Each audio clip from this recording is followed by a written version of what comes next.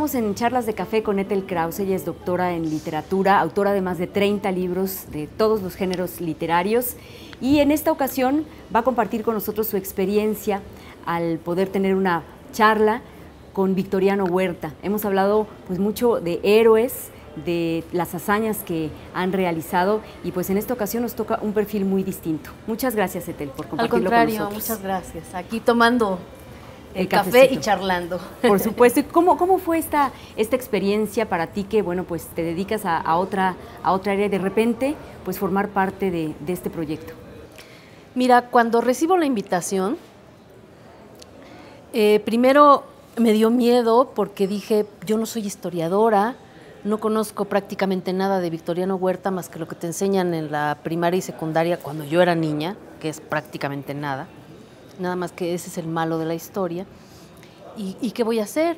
Pero me dice Pepe Iturriaga, que es el coordinador y el que me invitó directamente, me dice, no, es precisamente lo que queremos, que sean escritores quienes aborden al personaje literario, que platiquen con él, que utilices la ficción literaria para salirte de los límites que te impone el estricto documento histórico y puedas echar mano de la imaginación para hacerle preguntas al personaje y a ver qué te responde.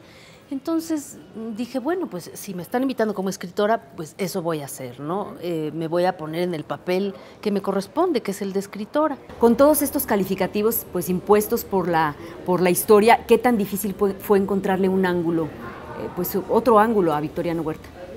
Mira, me fue muy difícil al principio porque yo empecé a buscar documentos históricos porque yo quería conocer los datos duros, es decir, qué había hecho este hombre.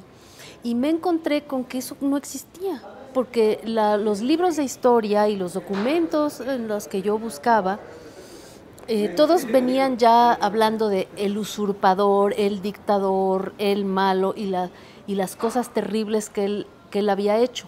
Había mucho adjetivo, pero pocos datos para que yo partiera de ellos.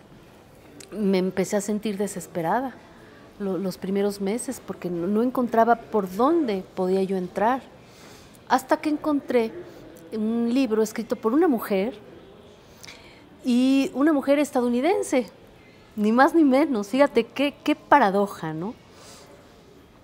Una mujer que no era ni historiadora, ni se dedicaba a estas cosas, ni se dedicaba a la política, era la esposa del primer secretario de la embajada de Estados Unidos en la época de Huerta, Edith O'Shaughnessy, la esposa de Nelson O'Shaughnessy, quien tuvo un papel muy importante en la relación bilateral México-Estados Unidos en la época de Huerta.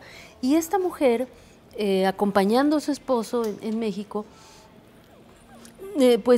conoció a Huerta, lo trató y vio de cerca la situación de la sociedad mexicana, del pueblo mexicano. Era una mujer muy sensible, y empezó a escribirle cartas a su madre, contándole su vida en México.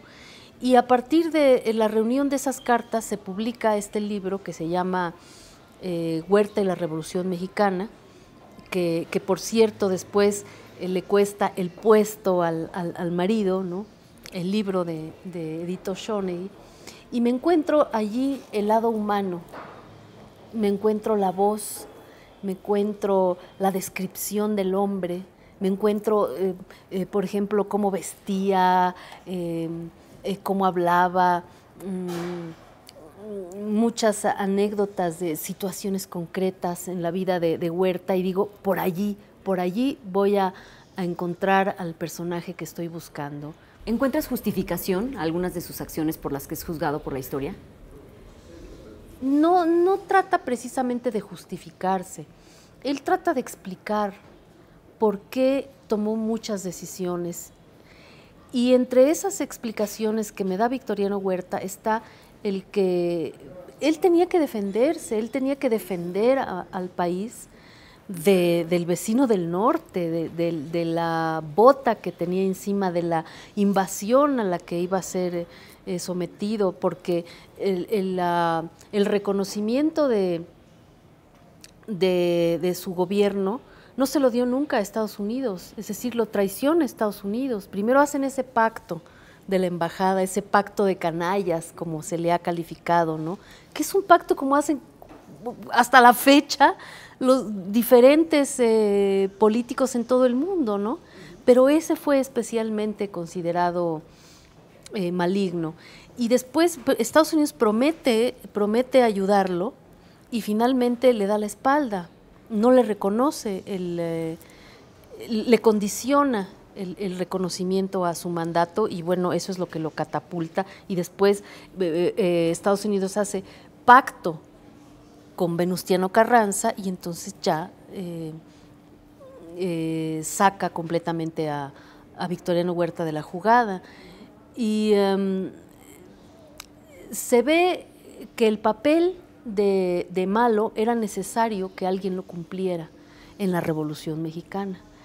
Y finalmente Victoriano Huerta asume que él tiene que cumplir ese papel, a sabiendas de que él no es ni más malo que otros, ni los otros son más buenos que él, sino que son simples peones en el juego de ajedrez de la política. Claro, como suele suceder con algunos otros personajes en los que quizá la causa por la que llegan a donde son, a pesar de atrocidades que cometen en el camino, pues finalmente la historia los enmarca dentro de los héroes, ¿no? En este caso, por ejemplo, había él era huichol y hay una parte en la que él, pues explicas, ¿no?, que tuvo algunas represiones a rebeldes indígenas, mayas, a indios de aquí de Sonora, y esto es lo que a veces es difícil de entender cuando, por ejemplo, Zapata empezó en toda esta lucha por defender las tierras de su propia gente, ¿no? Entonces aquí, bueno, él empezó en las primeras represiones en las que participó, eran de los que eran como él, ¿no? Sí, pero fíjate que allí también entonces lo que prevalece en Victoriano Huerta es la noción de mexicanidad, es la noción de patria mexicana, ya más allá de las etnias. Entonces, bueno, él digamos que tuvo que hacer una serie de cosas que aunque no estaba feliz de hacerlas, pero él estaba buscando la pacificación del país. Finalmente eso era lo que él persigue, ¿no? O por lo menos así es como él se explica, ¿no?, a sí mismo su conducta, ¿no? Él buscaba la pacificación del país y consideraba que esa era la forma de lograrlo, por un lado. Y por el otro lado, buscaba defender al país de la invasión estadounidense. Ethel, más allá de este personaje, ¿cómo fue para ti la experiencia de adentrarte en la historia? ¿Qué sería, pues, algunas de las diferencias o semejanzas que encuentran entre ese México revolucionario y el México actual? Lo que más me enriqueció de esta aventura fue darme cuenta que no hay dueños de la historia, ¿sí? Que no debíamos darle a los historiadores oficiales, que así se consideran y se autonombran, el papel de intérpretes únicos de la historia, que todos somos parte de la historia, que nosotros somos dueños de nuestro país y somos dueños de nuestra historia, todos los mexicanos. Y haber recuperado como escritora también mi capacidad para ver a los personajes históricos, para juzgarlos y para compartirlos con mis congéneros, eso fue delicioso. Esa es una aportación que me queda para siempre y que yo quisiera comunicar a los lectores, que todos somos dueños de este país, no hay alguien que pueda decirnos cómo es México. Estamos escribiendo historia todos los días. Nosotros somos la historia, ¿no? Así es, pues muchísimas gracias. Al contrario. Y queremos invitar a todo el público que se acerque a esta colección. Este libro en particular es muy ameno, la experiencia que vas compartiendo con Victoriano Huerta. Aquí no fue charla de café precisamente porque Victoriano tenía otros gustos. Fue charla de copas, ¿no? Pero muchísimas gracias nuevamente. Al contrario, a ti, gracias. Y estará esta y otras entrevistas en tubicentenario.com.mx.